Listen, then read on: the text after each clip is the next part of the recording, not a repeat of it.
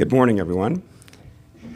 Welcome to our presentation on the Unsocial Network, How Administrators Hijack the College Experience. This morning's presentation is organized by the Lafayette Group with support from ACTA, the American Council of Trustees and Alumni, Campus Reform, and my organization, the Foundation for Individual Rights and Expression. I'm Bob Corn-Revere. I'm Chief Counsel at FIRE, and just a little bit about where I come from. FIRE has fought for free speech and due process in higher education for the past 25 years.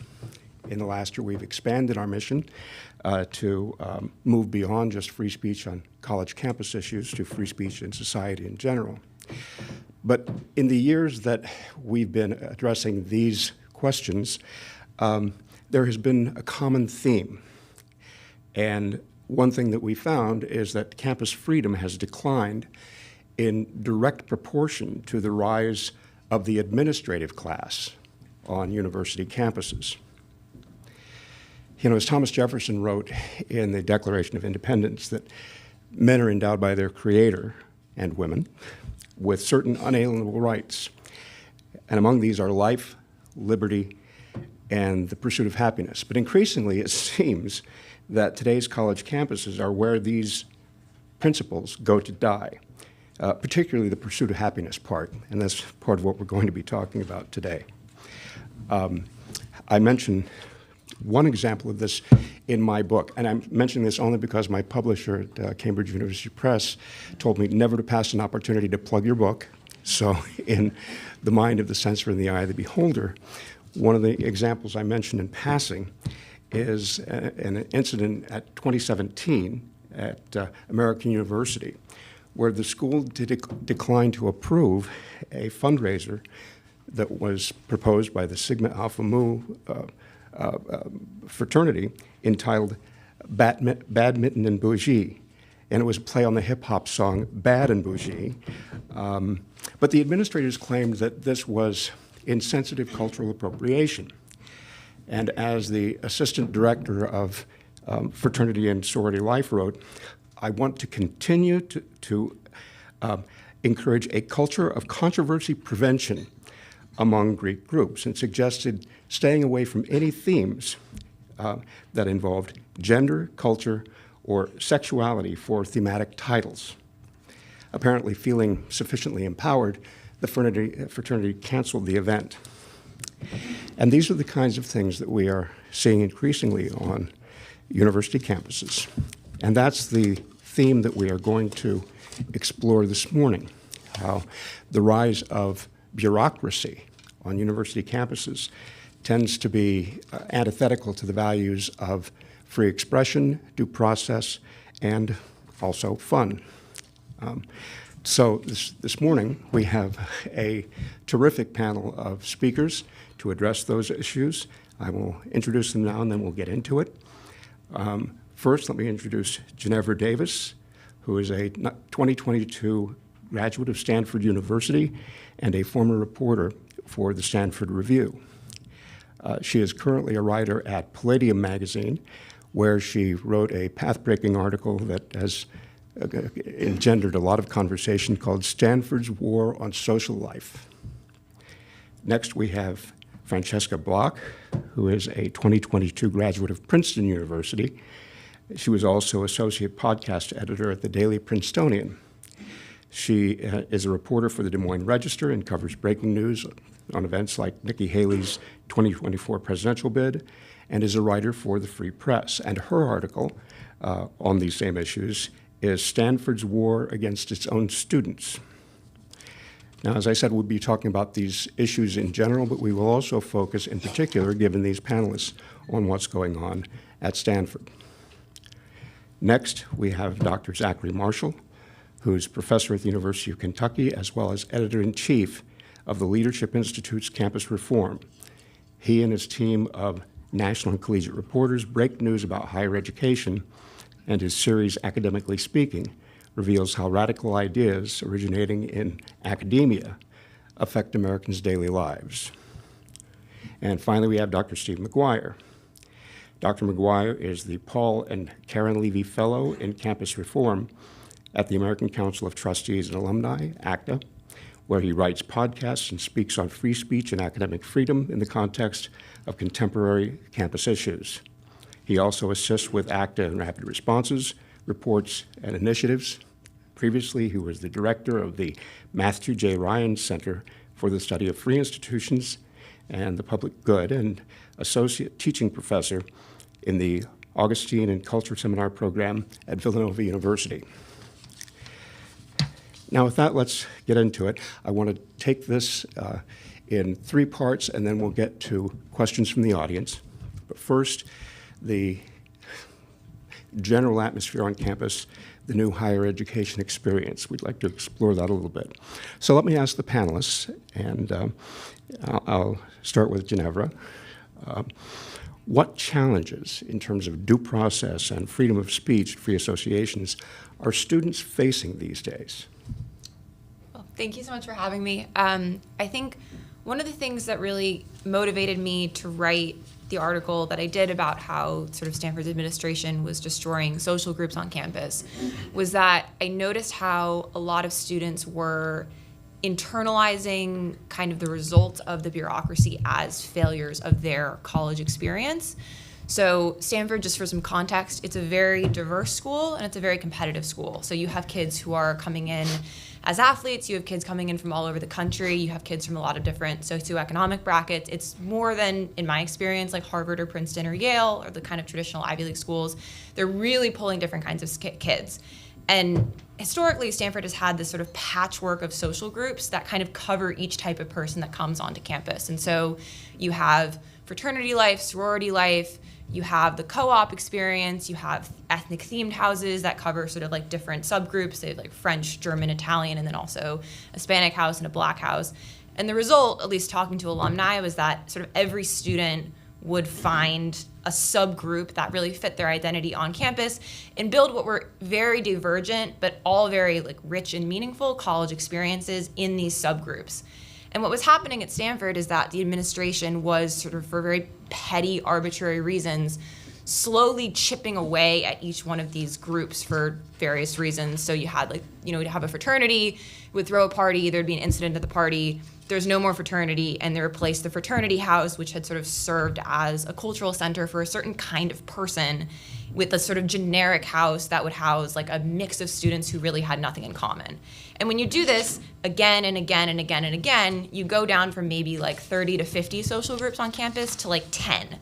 And then everyone else who's not in one of these specialized social groups gets sort of pushed into this generic category of not being able to find connections on campus. You live in very isolated houses and far-flung places around school. And so what was happening is that instead of recognizing this as an administrative issue where students' freedom to associate was being, suppressed by the administration, where, you had a social group that was supposed to exist to serve a certain kind of student and it was being destroyed, you had kids who would come in really, really struggle to find a group because the group that had been created for that type of person at Stanford had been destroyed, and then blame it on some sort of failure. Like, I'm having a bad college experience, I'm not having enough fun, I'm not making friends, I'm lonely. And these are objective experiences. You're 18, 19, you don't have anywhere to go out at night, you don't have a community where you feel safe, you feel surrounded by people who are really different from you, you don't kind of have that foothold. And then kids would become sort of very lonely and depressed. You could sort of see it in their body language, their mannerisms. A lot of them would sort of, Stanford has developed this weird culture of kids going away from campus all the time. They're not spending a lot of time at school or sort of detaching from the school. And so what I really wanted to shed light on was how when you inhibit students' freedom to associate and their freedom of expression, it has these really devastating self-esteem issues where they start to feel like we have this myth of the American college experience, and it's this place where you're supposed to figure out your own identity. And when you inhibit people's ability to experiment and also to find people like themselves, it really inhibits that identity formation because they don't learn, where do I fit in? They get the message, I don't fit in on this campus, so I don't fit in anywhere. And that is a really damaging thing to sort of tell young people. And so I do think that when people talk about freedom of expression, there's always this emphasis on what are you allowed to say in class, what are you allowed to say at a talk, what are you allowed to say in these very formal settings.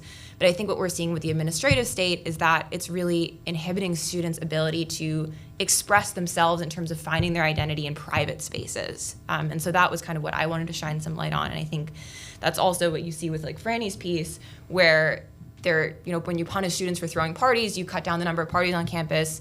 Kids feel like they kind of can't go to a party, they can't learn, they can't explore, they can't learn about themselves, they can't learn about their friends, and then that produces a very sort of repressed, inhibited, and sort of unself-explored student body.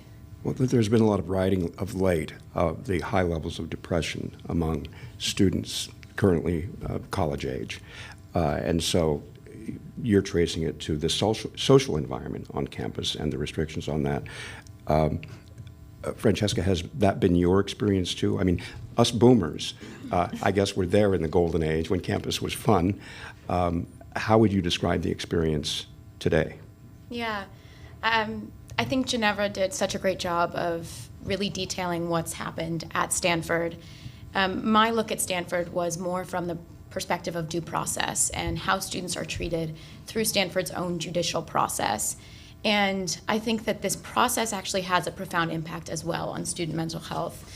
So to describe a little bit of my work, I wrote a story that focused mostly on one Stanford student, and he was the president of his fraternity. His fraternity threw a party, as fraternities do in college, and the university later investigated that fraternity for allegedly serving alcohol to at least one person under the age of 21.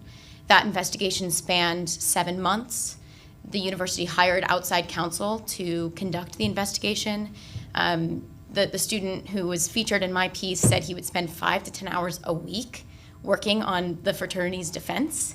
He failed classes for the first time in his life. His mental health reached a very low level. He was really struggling. His entire mood about life and college and his work was diminishing. He had to drop out of the honors program, the honors thesis program at Stanford as a result. It had a huge impact on his life. And just to give a little bit more insight into this system at Stanford that investigates students, there are 2 types of investigations that can be done. One is a violation of what's called the fundamental standard. That's a rule at Stanford that states that students are expected to be quote-unquote good citizens. And then there's also obviously the honor code, which is related to exams, cheating, things like that. So just to throw a couple statistics to show how broad this is, in the 2020 to 2021 school year, Stanford investigated about over 400 students under these 2 laws. Now, 97% of those investigations were about honor code. They were cheating investigations. And what happens is the university has 6 months to conduct an investigation before they decide whether or not to file formal charges. So after that 6-month deadline, the university had filed 201 formal charges that year. Now, out of those 201 students who were formally charged, only 5 were found not guilty. So this process that I investigated, what many of my sources told me and what this data, I think, shows is that there is this process stacked against the students. The university's hiring outside counsel, whereas these students don't have representation of their own unless they can afford to go, get somebody elsewhere to help them through this process. It can take months. It can take so much physical energy, mental energy, focus them away towards this investigation, away from their classes, away from the social experience of college at all. And many of the sources that I spoke to, both students and alumni, are saying that they don't want the university to make it easier for students to cheat. They're not trying to create an environment in which it's easy to cheat and cheating is just rampant. But they also want to have a process that's fair to students. And they also want to have a process in which students feel like they are respected and appreciated by their university, that they are presumed innocent before being proven guilty. These basic values of due process are just completely thrown out the window in this judicial system implemented by the university. Thank you. And I want to make this more of a conversation among the panelists. So let me bring Drs. Maschall and McGuire into this. Let me ask each of you, is this discussion of what's going on currently on campus by people who were there more recently than us consistent with what you've seen? And if so, or if not, how bad is it? Yeah, I think it's completely consistent. The root of the problem, in my opinion, is this phenomenon where we have a coterie of overzealous bureaucrats in the dean's office and student affairs office, in these offices that come up with every social crisis and demonstration that breeds out of the culture wars in the country. You see that being then reflected in the personnel that's being created on college campuses. And the reason that you're seeing the lack of due process or kind of the marginalization or limitation of fun is because these bureaucrats are the beneficiaries of spending that never goes down, even when you have public universities or underfunded universities having to cut back, especially post-COVID, and the money and resources they get are far disproportionate to the more core academic subjects. With those resources and infrastructure, the problem then becomes is that they're trying to manage a contradiction. At the same time, universities are treating students like they're children, and they're infantilizing them through the lowering of academic standards and through positions like Chief Experience Officer, which is something that the University of Utah is posting for this year. They're trying to hire one. I've looked into that. I don't see the difference between that job and a cruise director on a cruise ship. But then, so that's one side of the contradiction. The other side of it is that they also, at the same time they see them as children, they require them to be perfected, molded adults. So that you have bias response teams, you have speech codes that punish, penalize, and seek out students if they make the tiniest infraction, if they make the tiniest mistake. So at the same time you're treating 18-year-olds like children, you are also not giving them the room and time for them to grow into adulthood, which is what college was supposed to be about, and in that messy, mistake-ridden experience was the fun. Right. Yeah, I agree with Zach. I think in terms of the general picture overall in higher education, what we're seeing is that costs are going up while the quality of education, freedom to express yourself, and intellectual diversity are all going down. In terms of quality of education, for example, if you look at ACTA's What Will They Learn project, which evaluates the core requirements at colleges and universities, Stanford gets a D. Right, and that's common. That's common at many of our elite institutions. They don't ensure that the students graduating from their institutions come out with a kind of well-rounded, robust education that you would want somebody to have. In terms of free expression on campus, I find the stories from Francesca and Ginevra, it's shocking, but it's not surprising, is how I would put it. The bureaucrats are one of the chief problems, and the ratchet does only go in one direction, as Zach also said. They just they keep growing, they multiply work for themselves. When they don't have enough of their real work to do, they invent other things to do. So I think of things like the elimination of harmful language initiative at Stanford, where they wanted to outlaw the use of all sorts of language that people deemed offensive. I mean, maybe they should have fewer people on staff who are attending to actual IT issues, and then they won't have time to worry about the kind of language that people are using. But in terms of the student experience, the bureaucrats, the non-instructional staff, these are often the people who have quite a bit of contact with students, first contact with students. You think about new student orientation, right, where students are sort of getting their first sense of what it's going to be like on campus, what's the culture here, what are the expectations here, and they have these programs that are run by non-instructional staff. A lot of these people are totally in the tank for things like diversity, equity, and inclusion. They want to control how people think. They're coddling students. And so students pick up on that, right? And I think to some degree, they have this influence on students where students themselves start to think in these terms. So FIRE, for instance, runs these campus free speech surveys. And we see at Stanford that about 60% of students report censoring themselves at least occasionally, right? And you look at, on the other hand, they're also inclined to censor others or to shut down speech that they don't like. Where are students learning this behavior, right? People aren't just sort of naturally born thinking this way. They pick it up somewhere. So yeah, I think the bureaucrats are a large problem.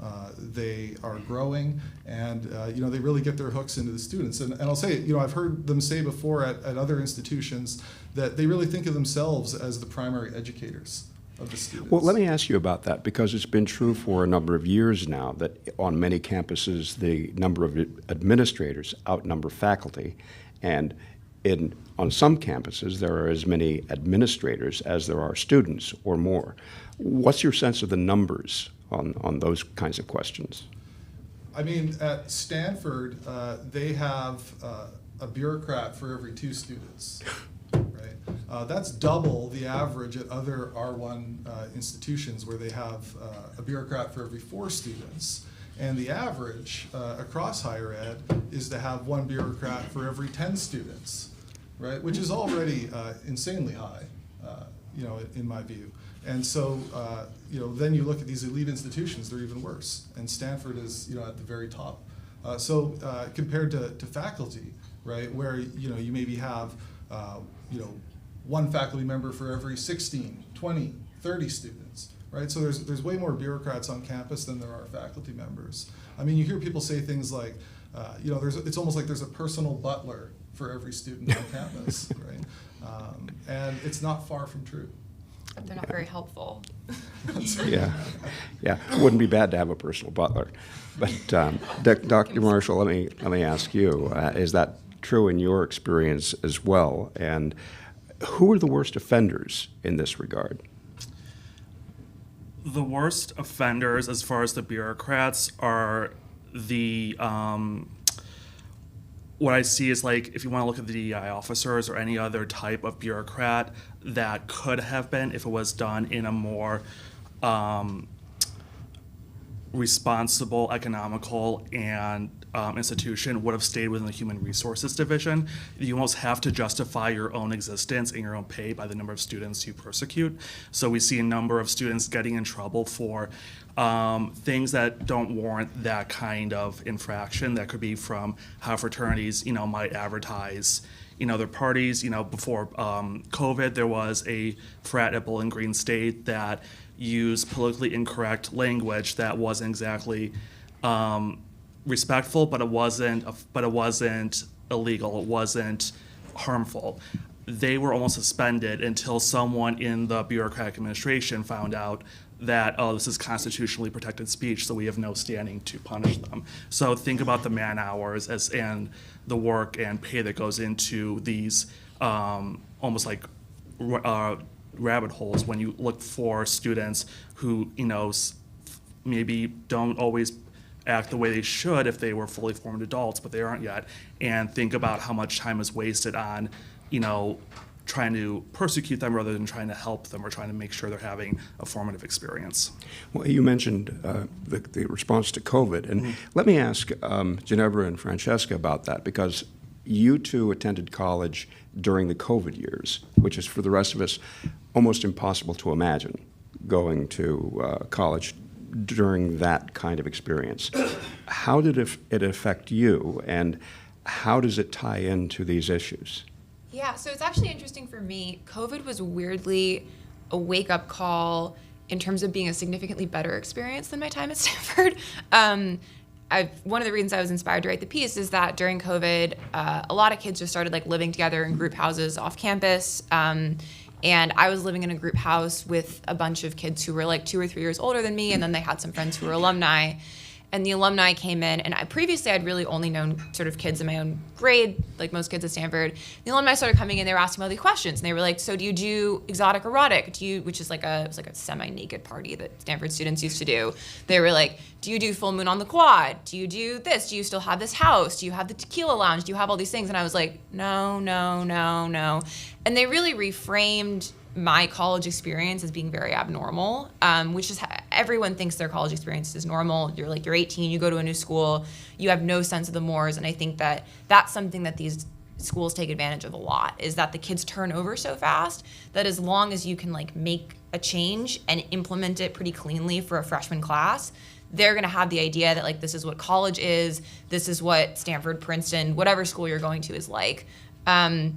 And so that was really a wake-up call, and also just the experience of living off campus, by myself, being able to go to my own social events, that felt much ironically freer even under lockdown than the sort of very restricted experience of being on campus.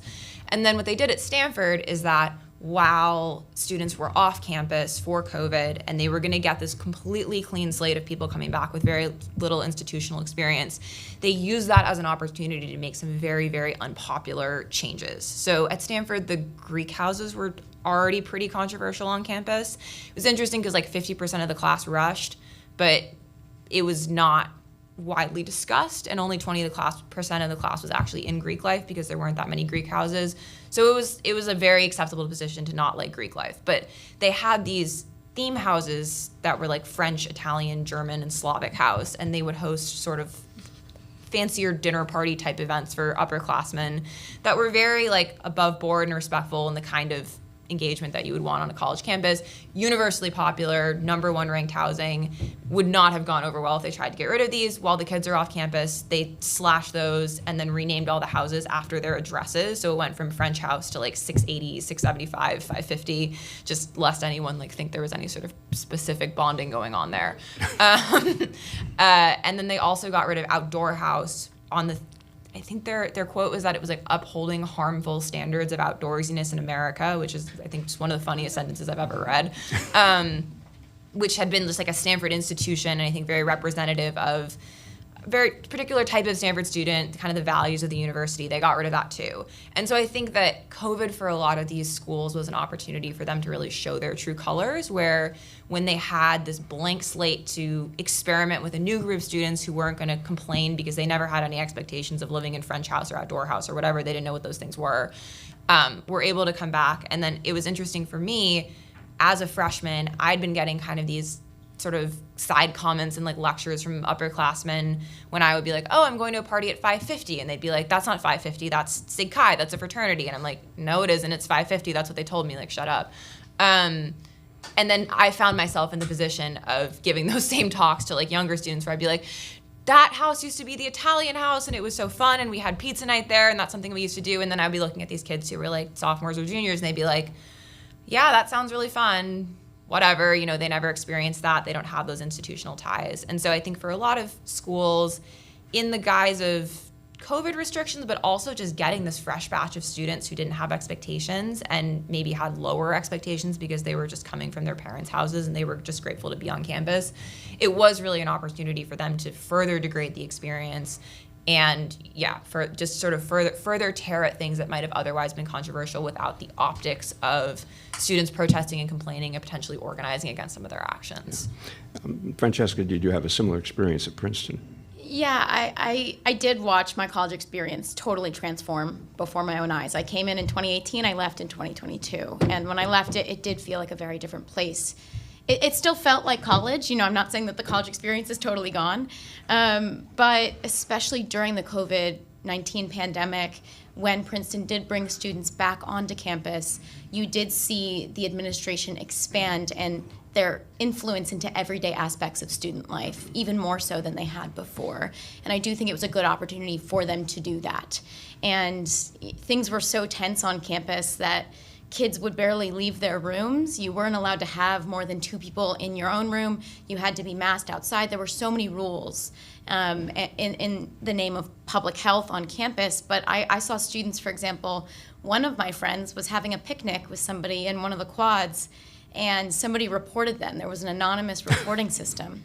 Somebody reported them for having a picnic because they weren't masked and they were too close outside together, and he was investigated for that.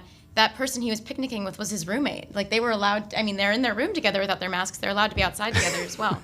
So, I mean, we did see instances like that where you really felt the presence of the administration in everything that you did. And I think when we talk about mental health, you know, this idea of constantly having to think and evaluate every decision you make on a college campus about whether or not that decision is going to get you into trouble. Think about how emotionally taxing that is. Just day to day as an 18, 19, 20-year-old trying to figure out your own life, trying to, you know, finish your problem set before class. You know, it really is a lot for students to have to deal with and think about. And then to also think that this potential simple mistake could impact the rest of their lives.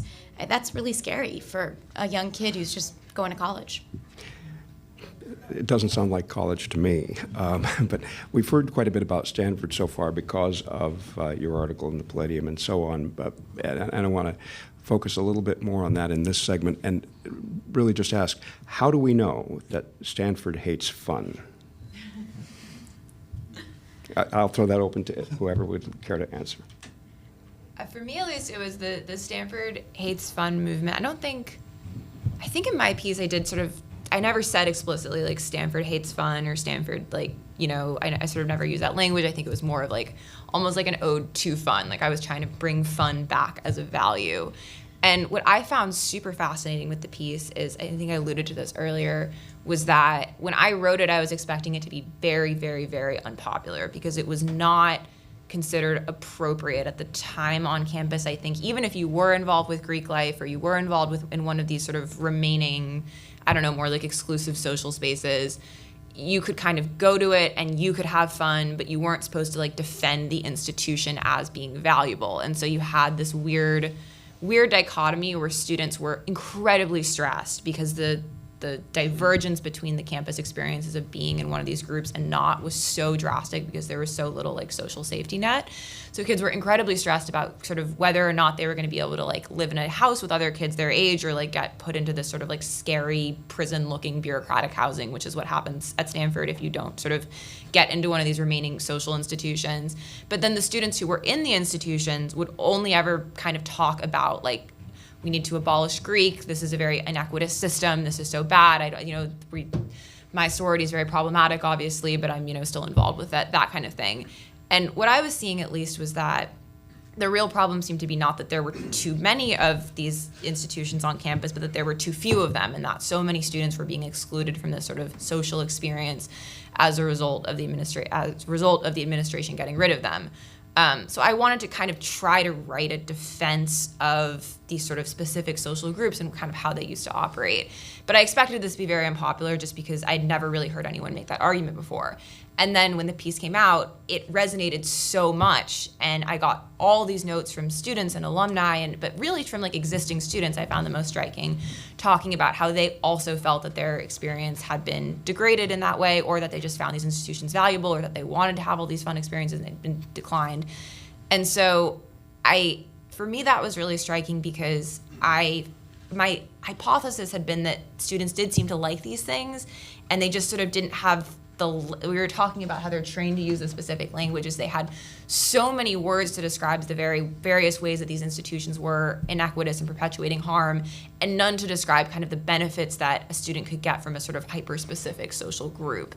And so I think seeing how it was very instructive for me also just as a writer and a journalist is like to see how people can be having this experience en masse really without the ability to articulate it, without having those sort of that specific language.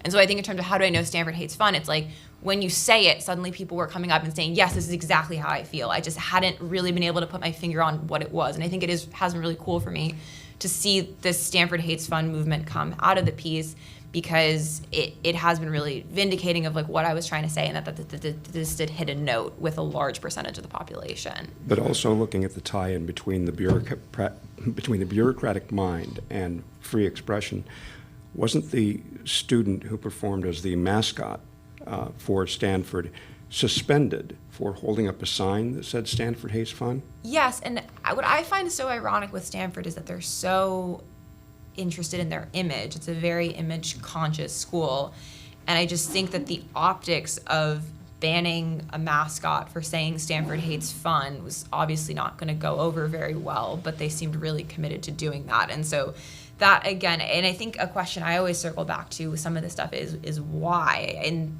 I do understand the urge to, minimize liability and minimize risk on campus, but I think that for all of these schools rely so much on the strength of their reputations, and I think for a school like that, I don't understand first why they're trying to destroy many of the traditions that brought students to Stanford and that were in many ways like a competitive edge over similar schools that didn't have the same reputation for being fun or fostering well-rounded students, and then also why kind of after there has been a pretty significant slate of press calling out these actions, they've really just doubled down.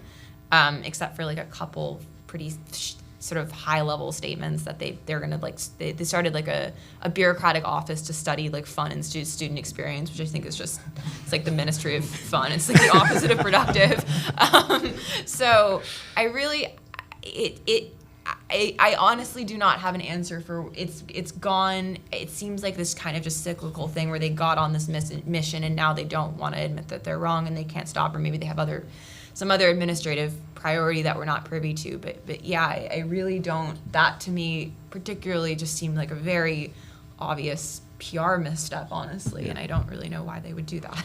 It's fascinating to hear Francesca and Ginevra talk about things like surveillance, being afraid to speak, lest you make a mistake that will ruin your whole life, the idea of harm reduction, or that people are perpetuating harm by the language that they use. This is the exact kind of thing that we hear about in the sort of free expression space in general. And you know, the Stanford hates fun, the bureaucratic interference in student life, you know, we can see how that is affecting academic life at the institution as well. I mean, just in the past year, Stanford hosted a conference that got quite a deal of press on academic freedom last fall, and other faculty at the university protested the fact that they were even holding this conference.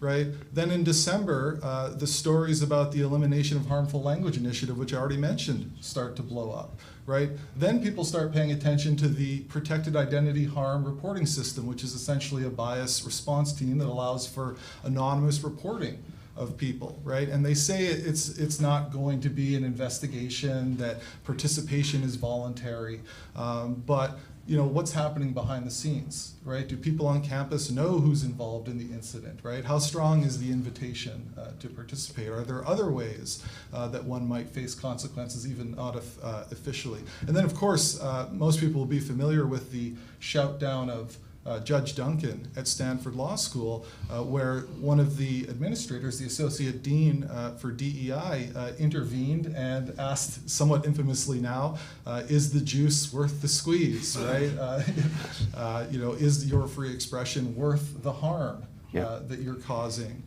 by being here? So in terms of, you know, the overall portrait that you get looking at Stanford, is that there is an extreme degree of desire to sort of control and police what people say, the way that people think.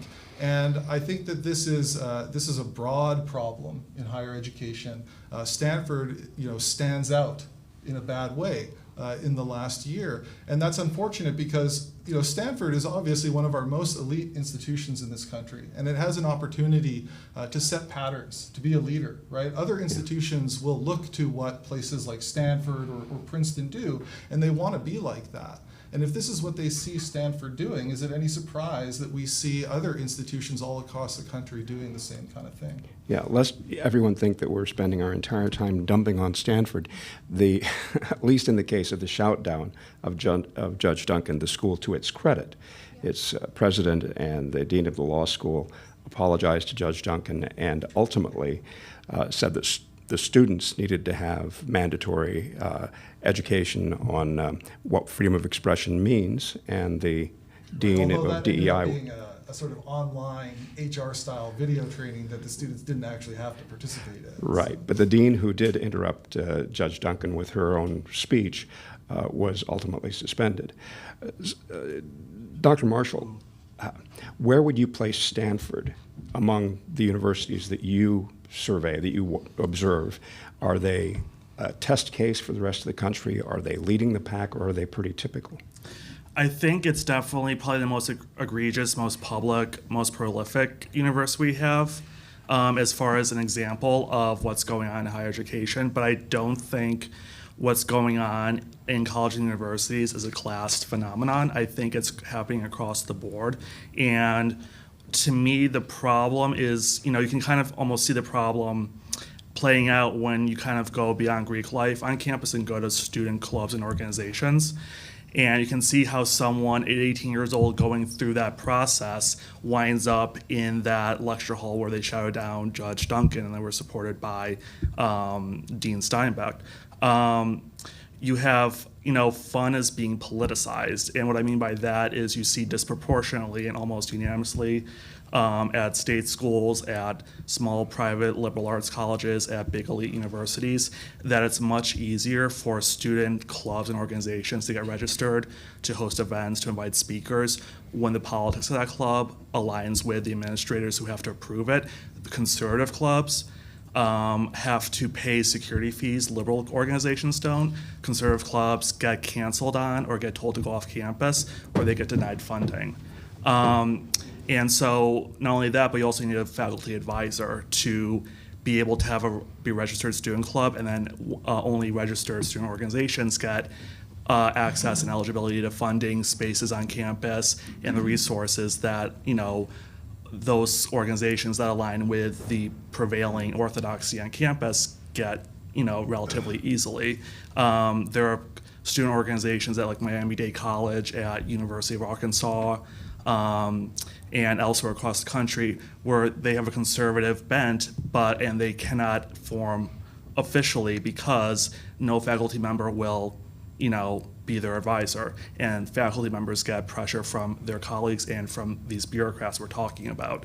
So what happens is that you have these 22-year-olds, by the time they graduate, and they think, I'm entitled if I am part of the leftist politics that aligns with these DEI bureaucrats, that people like me get our spaces, we get to protest, we get to hold our events and have our voices heard. These other people don't. And you have the same kind of lack of fun, lack of free association on the right, but across the board, what you see is people, whether it's left or right, they don't learn how to tolerate difference, they don't learn how to learn from others, and they don't know how to learn to think critically. So you have people, when you get into that space with Judge Duncan, you have people that never learned to think critically and debate. You only have people that learned how to shout and to drown someone out, and you have people like the DEI dean there who got suspended, enabling that behavior. Well, where do we go from here? I mean, I take, again, taking from the example of Stanford, where the dean was ultimately suspended, is that a counter trend in a positive direction? Do you see more of that happening? Or what is the course that we are following, and what should we do now?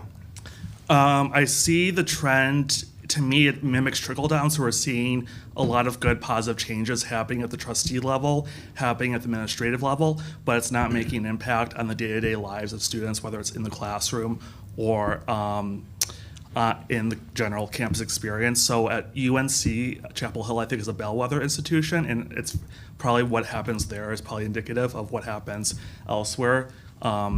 So ever since you had that fiasco with Nicole Hannah-Jones rejecting the tenure offer they gave to her after not initially giving her tenure, they've done somewhat of about-face. They've approved a school of civic leadership and free expression, and after a student government said no money to pro-life groups, the trustees came out and passed a resolution affirming their commitment to viewpoint neutrality. So we're seeing positive change on that level, but the reality is day to day, that resolution, it makes no impact on students. It doesn't augment their campus experience. When they go into class and gripe about what they don't like, the teachers there are going to enable the viewpoint that led the student government president to say no money for pro-life groups. So I think we're seeing change at the very top level in the right direction, and there's hope, but it's not yet helping the students. To add on to that, Yeah. at Stanford, the university, when we're thinking about the judicial process, they actually commissioned an internal review of that process. And so they took the steps to try to figure out, okay, what is this process? How is it working? And that review released its findings publicly and found that the judicial process at Stanford was, and this is a quote, not educational and overly punitive. But instances that we've seen at Stanford since the investigation that I wrote about in my own piece, those all happened under new reforms that the university administered. So, we are seeing, administrators come together and say, okay, we need to talk about these issues, we need to talk about how to move forward, but we're not necessarily seeing reforms implemented that are actually making a difference that is positive for student life. But do you take encouragement from the reaction that you and Ginevra had to the articles you wrote? Are you seeing, not just at the trustee and supervisor level, but at all levels, for those who are reading your accounts, are you encouraged by that? I am. I think that To some degree, a lot of, trying to amend what's happening at universities today goes towards alerting people to what's really happening. And so that's why, I believe in the power of journalism fundamentally. And so I do think that sharing these stories of what students are going through is very impactful, particularly when alumni hear those stories and think about how different that was from their own experience. I think that can be really powerful. I think it's just a matter of continuing to tell these stories, continuing to talk to students, and let them really, air their grievances, talk about what they think would make their experience better and more impactful and more fruitful. Okay, well, rather than focus on some of the negative examples, I want to ask Doctors Maschall and McGuire what schools are doing it right, and who is serving as the model for what schools should be doing in higher education in this space. Well, I think most universities do have some difficulties, but the first one that comes to mind is the University of Chicago, which of course is famous for its Chicago Statement on Freedom of Expression, as well as the Calvin Report, which argues for institutional neutrality, the idea that the university should not officially take positions on social and political issues of the day. And that's starting to get a bit more traction. University of North Carolina has adopted it. And then third, which I think is very important as well, is the Shills Report, which says that faculty should be appointed and promoted only on the basis of merit, right? Merit in teaching, research, and intellectual service to the community. And I think that one thing that falls afoul of that is the use of things like diversity or DEI statements, mandatory DEI statements in hiring. Another school that is doing some good things would be Purdue University. A few years ago, they decided that they were going to change what they were doing at their new student orientation programming, and they have an excellent sort of free expression, free speech program that they offer to students when they first set foot on campus. They haven't implemented it yet, but just recently, a report came back from a presidential task force at the University of Wyoming implementing or recommending that the school implement a number of points that would improve free expression on campus. At ACTA, we have what we call our gold standard for freedom of expression, which is a list of 20 things that we think colleges can do to improve the conditions for free expression on their campus. And this proposal from the University of Wyoming, hits quite a few of them. If they were to adopt most of the proposals in this task force report, they would instantly be one of the best universities in the country in terms of their policies for free expression. And of course, as has already been mentioned, University of North Carolina, I agree, they're doing amazing things down there, and I think people should look at what they're doing and follow them. Great. Dr. Maschall? I think as far as experience to curriculum to administration, Hillsdale College probably is the ideal at this point. You have a few good things coming out of public universities because of what the trustees have done and what the governors have done. So both UNC trustees and Governor Abbott for the University of Texas system are getting rid of DEI statements. They're getting rid of DEI programming, also at New College, Florida. But as far as who's doing it right, I would say holistically, the only thing I can think of is Hillsdale, because so much of what people who I think are trying to make positive change for students and for their institutions, there is still that barrier between the bureaucracy, the administration, and then the curriculum, and then what's being kind of peddled by these radical professors. Okay. Let me ask this question of the group in general, because we do see movement in both directions on universities, some in favor of more freedom and freedom of expression, others in the opposite direction. But does it trickle down? I mean, for example, at the University of Chicago, where they famously have the University of Chicago principles, do you think, or can anyone comment on whether or not students there feel more free to voice unpopular opinions under that regime than at other universities? I think something I've been thinking about a lot recently is there's enormous public, there's a lot of public emphasis and focus and coverage of these schools, and I think that obviously the social experience and the social side of college is important, but one of the trend, I think one of the reasons we are seeing so many bureaucrats at these schools is because, like with the chief experience officer, there is so much discussion of and so much focus on what is happening at these schools and the also outside of academic elements of the schools. And so I do think sometimes that if there were ironically like less discussion of these issues and less discussion of the sort of subjective experience happening outside of these schools and more of a return to kind of the traditional academic model where it's like college is a place that you go as an 18-year-old to go to school, and then kind of what happens outside of school is not under the purview of administrators. I think that you could see some kind of reduction in these issues. And so I think ironically a model I look to a lot is like the British system is a much more academically focused model where the school is like seen as less responsible for providing this sort of massive cruise ship of clubs and activities and social structures and houses, and where the kids pretty much self-organize and go out and kind of have a good time, and there's much less oversight of what's happening to them outside of class. And so I think thinking about kind of a change in American schools, I do think that it will be difficult to make any kind of change under these conditions, because you do get something kind of like the Committee on Fun, where it's like, or what you were talking about, Francesca, with like the review of the process.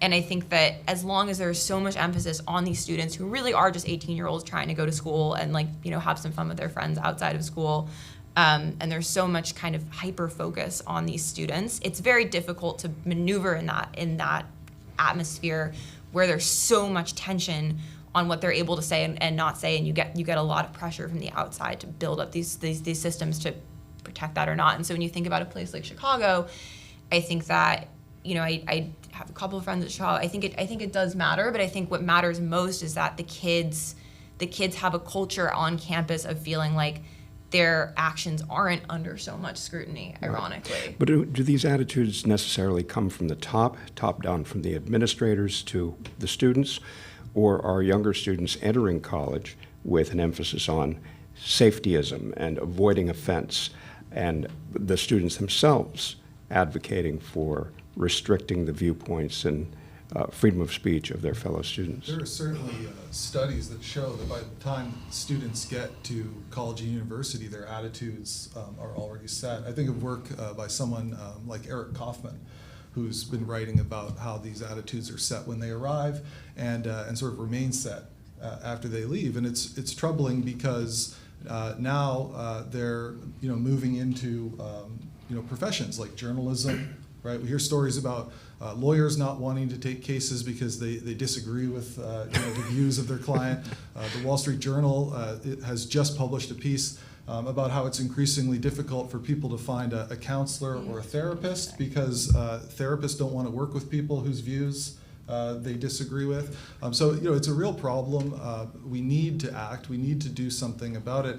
In terms of what can be done from the top down, I mean, I would think that adopting the Chicago principles, or a president who talks about free expression and intellectual diversity, that signals to people. It says something about the culture of the place. It says something about the expectations of the place. If the president of your university is out there in public saying, we are going to maintain institutional neutrality, all views, no matter how heterodox they are welcome on this campus, I would hope that people on campus would take heart and feel free to speak. And of course, just adopting a statement isn't enough. You need to back it up with all sorts of practices and other policies. And education. And education, sure. Yeah. And eventually what you need is cultural change. Right, but that cultural change has to start somewhere. Just as another example, think of the reaction to the recent SCOTUS case on affirmative action. The response of higher ed has almost been univocally to politically oppose it. Yeah. Right, I mean that tells you something about the difficulty of cultural change. The American public. A majority of Americans are against affirmative action in college admissions. SCOTUS is against affirmative action in college admissions, but the college admissions officers remain firmly in favor of it. At ACTA, we obviously focus on donors, alumni, trustees, and what I would say is that, if you're in one of those categories, which many people are, many people obviously are alumni of a college, you should think about, what is your college doing? If you're a donor, what are they using your money for? If you're a trustee, right? Trustees, you get appointed as a trustee, it's an honor. There's a tendency to think that trustees are supposed to be university boosters, right? You go, you rubber stamp a bunch of documents a few times a year, and then you get to go out to a nice dinner, maybe to a football game or a basketball game. But trustees have a fiduciary duty to the institution, right? They should be concerned to uphold the historical mission of the institution. They should be looking at the curriculum. They should be looking at the finances, right? In terms of what Ginevra's talking about, I mean, one of the best things we could probably do is to just shrink the size of the bureaucracy on campus substantially. And so if you're a trustee at a university, why don't you ask how much money is being spent on non-instructional staff at your institution, and ask, what are these people doing? How many of them do we really need? And you have the right and the responsibility to ask those questions, and a board of trustees has the authority to do something about it. Thank you. Well, we have just a few minutes left for questions from the audience. Let me just say, if you have a question, let me know. Andrew will come over and give you a microphone to speak into. When you take your turn, identify yourself and your affiliation, and please keep the questions brief. Make sure that what you say has a question mark at the end of it, and we'll allow the panel to answer it. Any questions? Right here.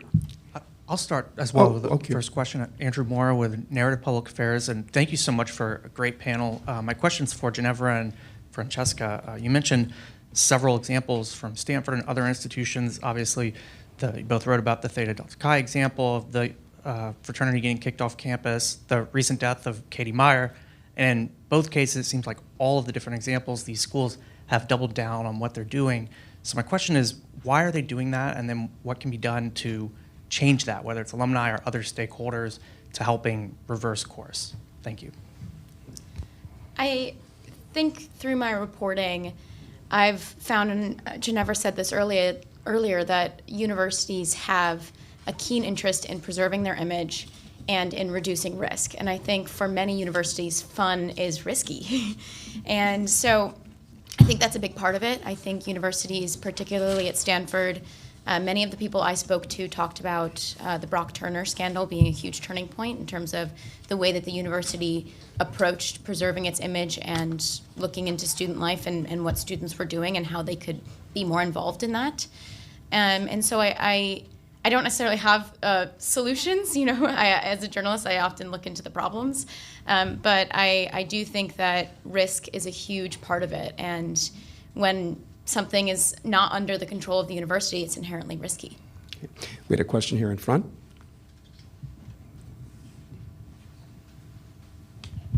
Thank you. Dr. Dawn Weiss. I'm a chief operating officer of an insurer, captive insurer in the higher education space. I'm a former university vice president, one of many who has left the field. As I think about this, and I appreciate, Dr. McGuire, your remark regarding the role of trustees, I'm also curious about your perspectives on the role of faculty.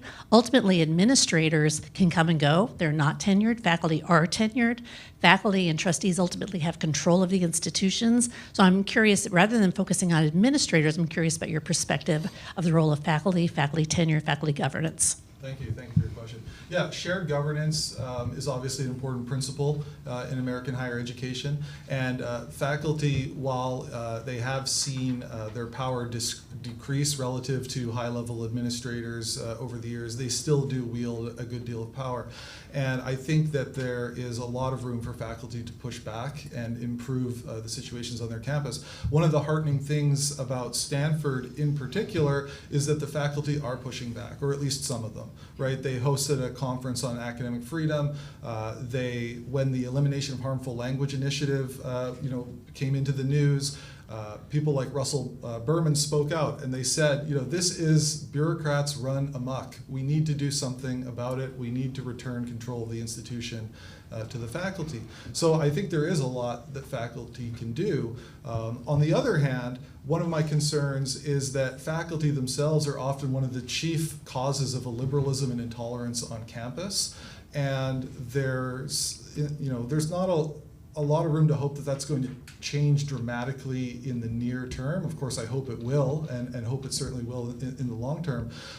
But similar to what I was saying about the response to the SCOTUS affirmative action case in the case of administrators, you see the same thing with a lot of faculty, right? And I think we're living in a moment right now where there was new data posted by Gallup just the other day, new survey results that show that Americans' confidence in higher education has dropped to an all-time low, at least since they've been polling it, which I think goes back to the 90s.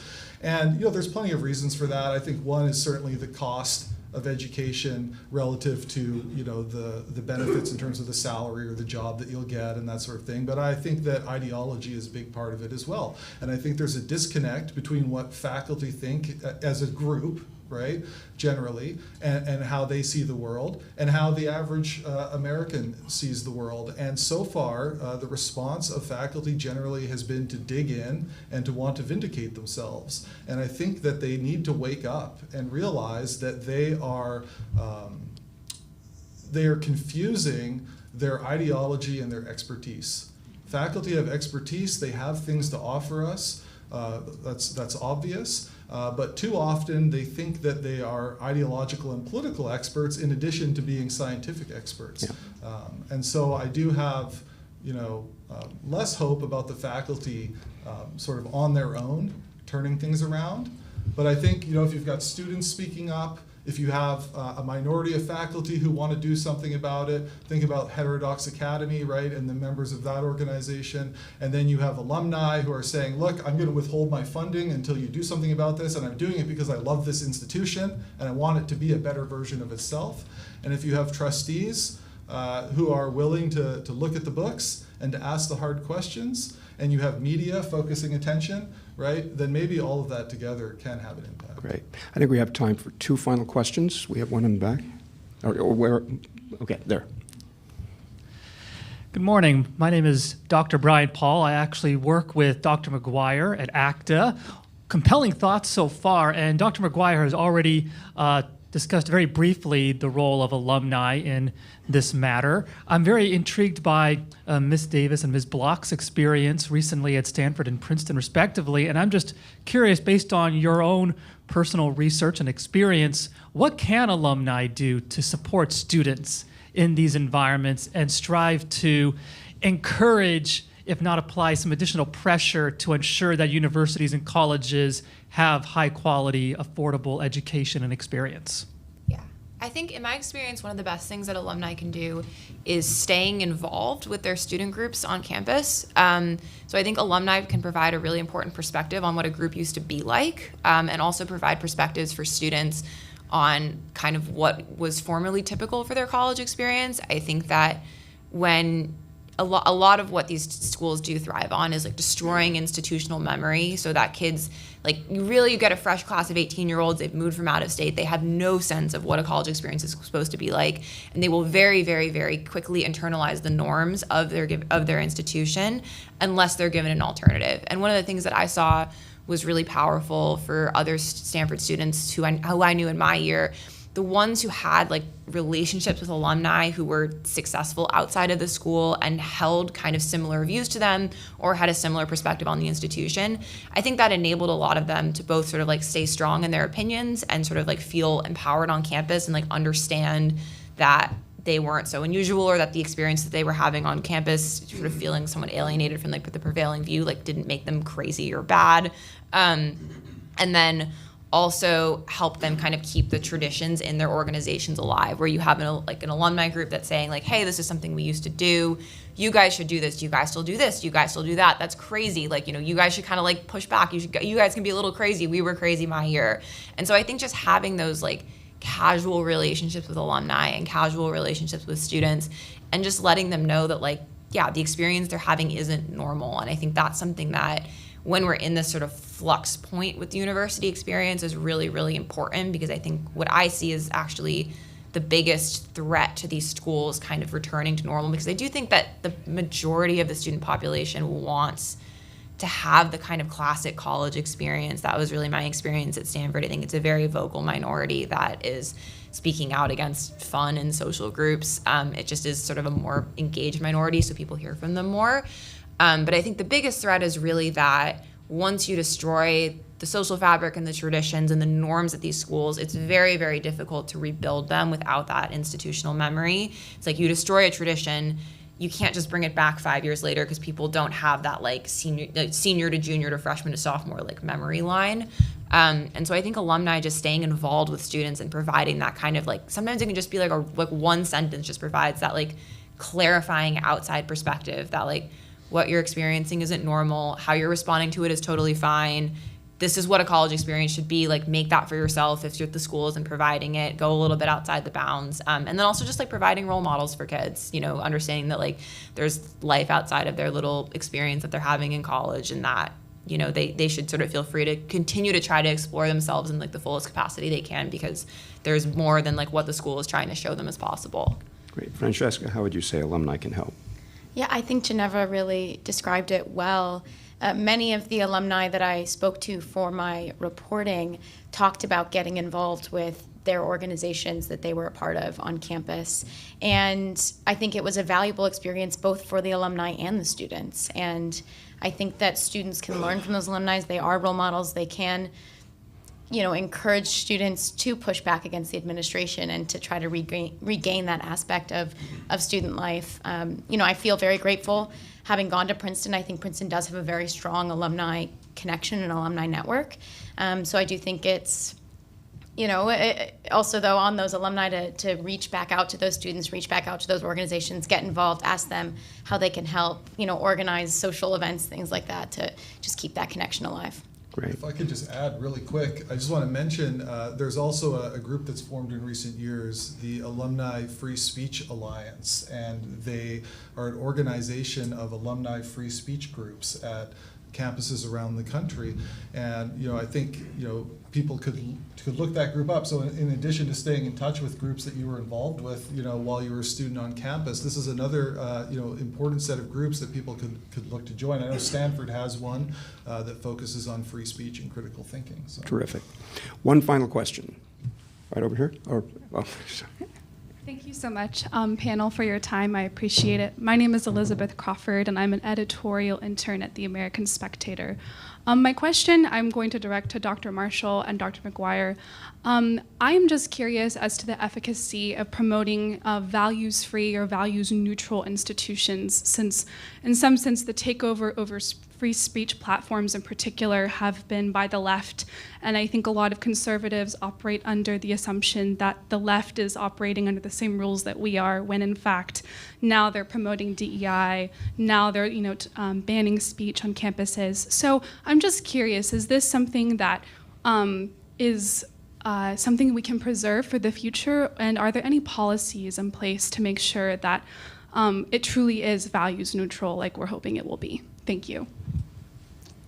I think the key to that is actually something we haven't talked about yet, and that is what's going on in the graduate programs, because the graduate students at the master's and PhD levels are the teaching assistants and the instructors for those first-year seminars that are, you know, systematically pushing out like the great books curriculum, pushing out the core curriculum we used to have of Western civilization and replacing with DEI-driven curricula.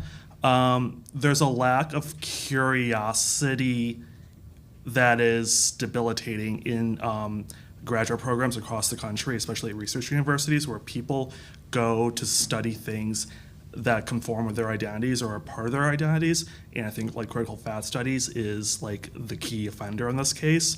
So if there's a way for trustees or administration to somehow vet or look at how graduate faculty and graduate students are kind of like this self-reproducing pool of grievance-driven scholars that lack curiosity about other people, and you can reverse that trend, then you can introduce viewpoint-neutral values back into universities. And one thing I always try to clarify whenever I talk about this topic is that doesn't mean we're not going to talk about Marx. That doesn't mean we're not going to talk about theorists we agree with or disagree with. It means that we are going to help people understand the spectrum of debate about whatever topic there is we're talking about, and help them learn how to think about those things critically. To me, that's what a true viewpoint neutral education looks like.